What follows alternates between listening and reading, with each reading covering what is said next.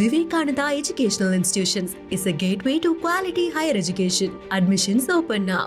இங்கிலாந்தில் தோட்டத்தில் கிடந்த உடைந்த பூந்தொட்டி 56 லட்சம் ரூபாய்க்கு ஏலம் போனது. இதன் சுவாரஸ்யமான பின்னணி கதையை பார்க்கலாம். இங்கிலாந்தின் லண்டன் நகரில் உள்ள ஒரு வீட்டின் தோட்டத்தில் பாழடைந்த நிலையில் பூந்தொட்டி இருந்தது. முற்றிலும் உடைந்த பிறகும் அதை ஒட்டிய பின் அலங்காரமாக வைத்திருந்தார் வீட்டின் உரிமையாளர். அவர் இறந்த பிறகு பேரக்குழந்தைகள் பூந்தொட்டியை மீட்டு ஏலத்திற்கு அணுகிய போதுதான் இது குறித்த சுவாரஸ்யமான விவரம் வெளியானது. உலக புகழ்பெற்ற கலைஞர் ஹான்ஸ் கோப்பர் உருவாக்கிய இந்த பூந்தொட்டி 1964ஆம் ஆண்டின் அரிய கலைப்பொருளாக இருப்பது கண்டறியப்பட்டது.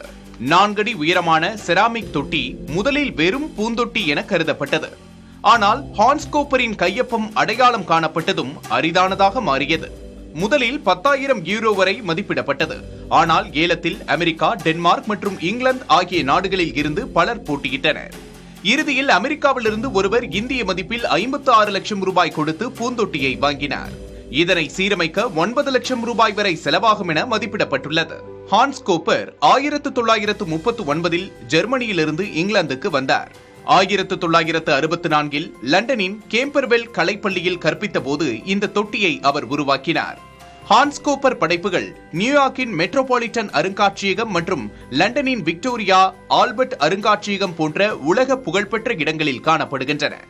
ஒரு பழைய பாழடைந்த பொருளும் அதன் பின்னணி மற்றும் கலை மதிப்பால் எப்படி ஒரு பெரும் செல்வாக்கான கலையாக்கமாக மாற முடியும் என்பதற்கு இது ஒரு உதாரணம். புதிய தலைமுறைக்காக GS Balamurugan. Vivekananda Educational Institutions is a gateway to quality higher education. Admissions open now.